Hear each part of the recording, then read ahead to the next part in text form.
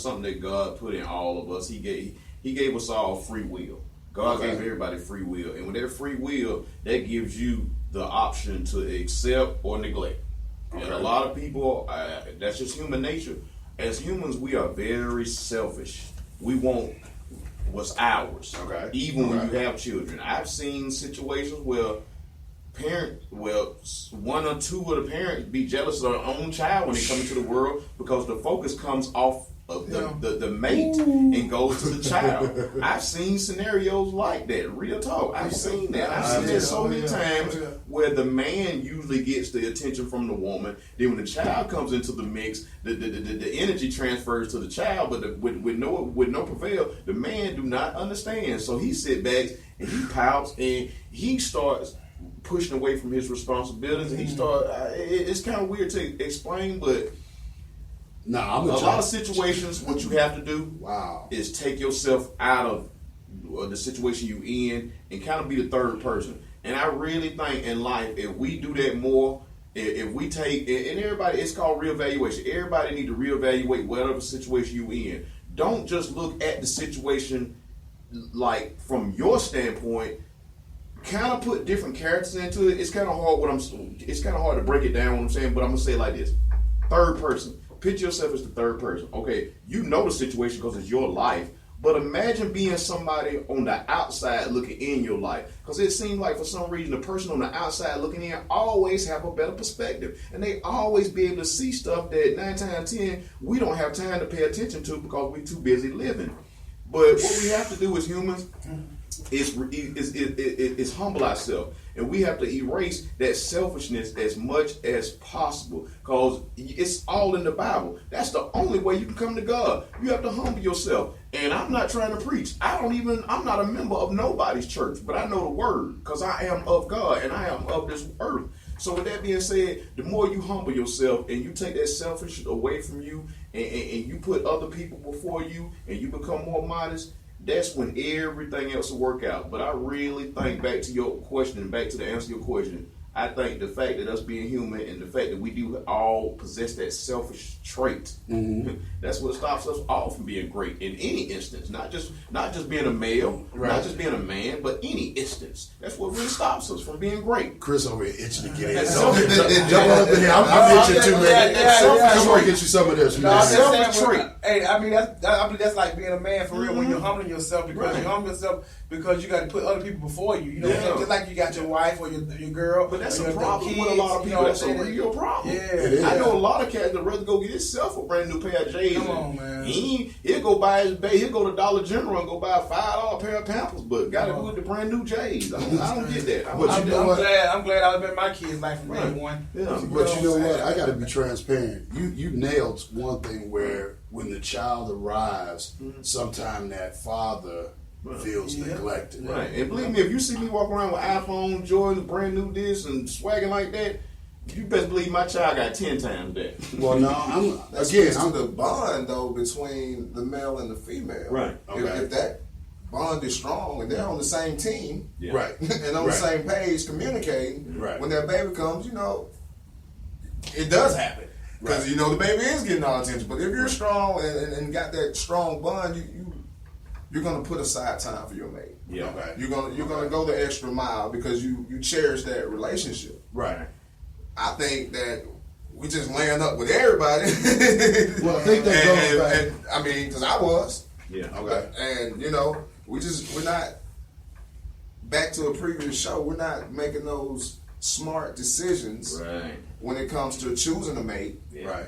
Right. And a lot of times we're making children with someone we don't even want to be with when the child comes.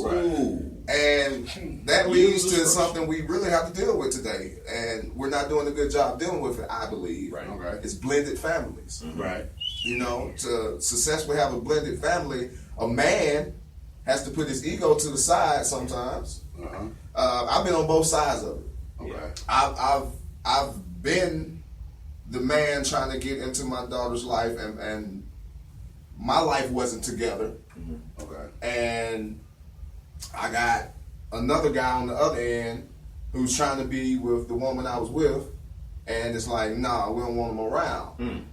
So then I've been on a situation where I was with a female. She had kids, Right. a baby daddy who was strung out, but he was trying to be there, and we worked together for the good of the kids Right. to make that work. Okay. So I think when we put our egos to the side for the children and do what's best for the children and stop thinking about our needs, Right.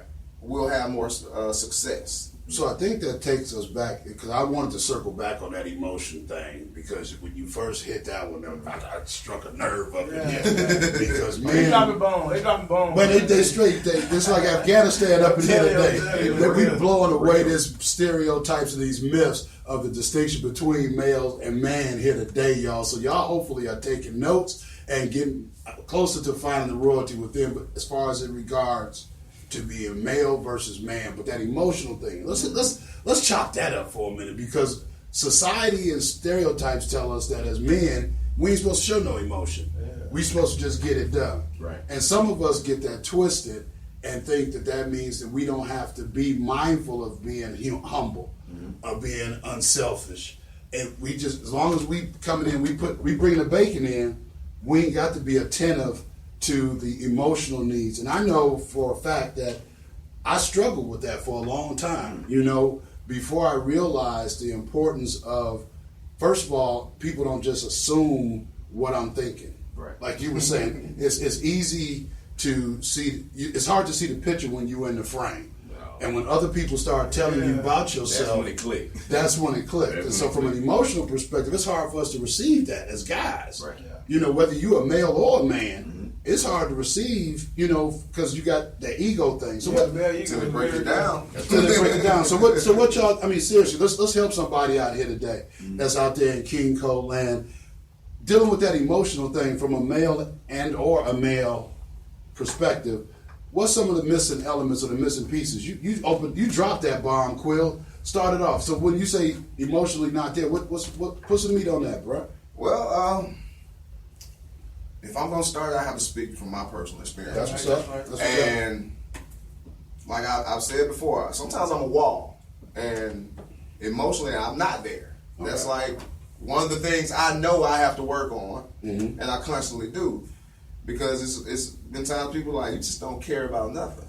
Okay. It's not that.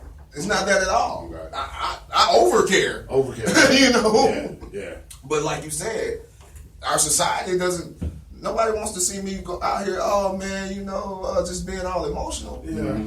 Then they're like, oh, you're a Punk, man up. yes, exactly. Yeah. So it's a fine line. Absolutely. You have to be comfortable within yourself first. I think that's it. That's the hit. Once you're comfortable within yourself, it really doesn't matter what the outside forces and the outside influences say. Okay. As long as, because that's a cleansing sometimes. Getting in touch with your emotions and the things that's going on around you, especially when it comes to your family.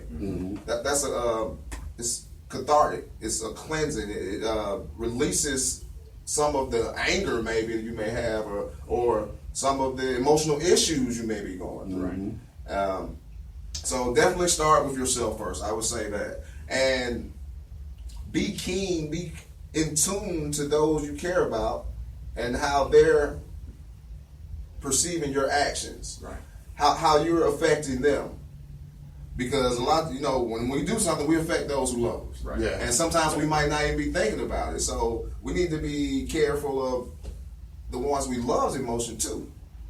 Because our lack of emotion or our too much emotion may affect them in certain ways that we don't even know about. Right. So, I hit a point in my life where I was really like arrogant. Go figure.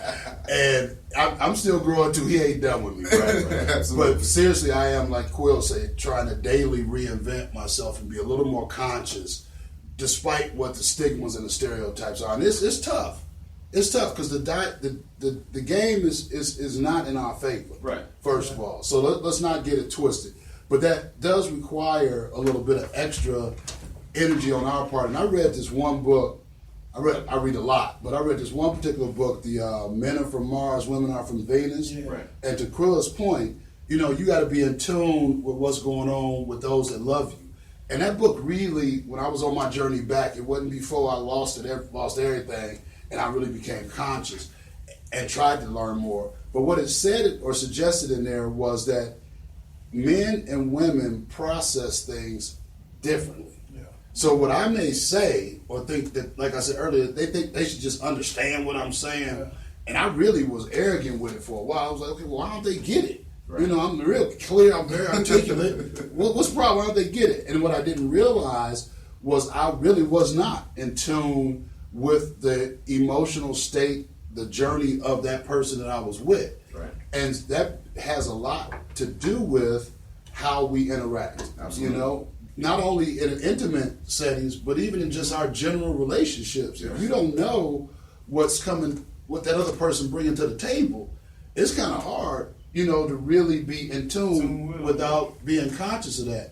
So, I mean, what you think about that, Chris? I Have you mean, encountered any of that? I really just stuck on what Quill was saying, because you like when you go to church and they say the preacher was talking to you, he was talking to me right then. You know what I'm saying? Because because it's just like, because I feel like I've been a great provider always for my family. Okay. But sometimes my wife might be telling me, like, she might be coming at me about stuff saying you're not emotionally attached to what she got going on, what she's saying. She's like, be there more, or this and that. I'm not, and I'm steady trying to, okay, I'm grinding, trying to provide. But she's saying that, hey, you need to be at home more, this and that. I'm like, what you talking about, this and that? You know what I'm saying? You know, because I'm doing this, doing that. She's like, okay, that's cool, we good, but we're not good. You know what I'm saying? So you got to realize it yourself. You know what I'm saying? Yeah. So what he was saying right there, it was hitting home. You know what I'm saying? For real. Before you get that 4-page letter. Oh, yeah. Oh man, I hate them letters, bro. Come on, man. Oh, yeah. Man, I hate them letters, bro. I ain't gonna even lie to you. When you get one of them letters on your pillow, and you know you done had. I ain't the only one. Oh, bro, that letter ain't no joke, bro. Hey, man, for real. Poker, talk to us, man, about that emotional, because you actually, I'm gonna give it to you, bro. You just, and congratulations to you and your girl with Mr. Lila, the arrival of Mr. Lila. And I really have been moved in a positive way with the various posts, the energy, and the dedication you have to little Miss Delilah. Even before she got here, you was tuning in. Yeah. So you obviously have made some strides in that emotional aspect of things. So holler at us a little bit about that. How you? Hold on, is that your first though, bro? Yeah, that's his first. Okay, That's his first. Okay. If this, I ain't gonna lie, it's still mind blowing to me. It's so real. I can call it DDS. It's so real. DDC, what is it? Y'all know? Y'all watch Maury? Y'all watch that show DDC? Where they send you paternity kit, and you pay them. You swab yourself and you pay them. Okay. I actually did that. I did that for my child because I could not believe that I brought something so beautiful into this world, so precious. So I had her swabbed. I swabbed me. I swabbed the mom. I swabbed the whole house because I was emotional. You were very emotional. I swabbed everything. Everything moving got a Q-tip. The results came back 99.99999. I ain't never seen so many nines. I broke down, and when you talking about emotional, that's when the tears came. You know, that's when the tears came. And that's powerful, man. And for those brothers sitting out there that might not have had your dad in your life, right. You know, I got a couple of associates who mentioned that, and you mentioned Quill. I mean, not Quill, but Poker, that your dad wasn't in your life. I got a partner in Detroit, and it either does one or two things. It either makes you bitter or to make you better. And I really think it made me better. It really did, because he dipped and dabbed out my life. He was the type of dad, well, I loved him to death. Now I give him that. I loved him all day long, and he made me who I am, because it seemed like every child that comes along, even without your parent, it seemed like you always become a better version of them for some reason, even if you don't even know the ins and outs of their life, because I wasn't in and out of his life like that. I would always hear stories about him, but it's amazing how you always turn into that person. Y'all share so many similarities. You reinvent that person. It's like you become a better person to them. Like, I would always hear women and guys talk about how my dad was the life of the party. I never knew I'd be a professional entertainer. Didn't see that coming. I'm a professional entertainer. My dad wasn't, but he was always the life. By him not being in my life really helped me out, because it made me cherish everything that did come. It really did. And for him, and for me to see how selfish he was toward him throwing me off on his mama so he could run the streets and do what he wanted to do, you know, from just him living the life and always wanted to be the ladies' man. He always wanted to be the one that had all the ladies. For me seeing all that, I did go through that transition he went through, but it transformed me into the man I am now. So And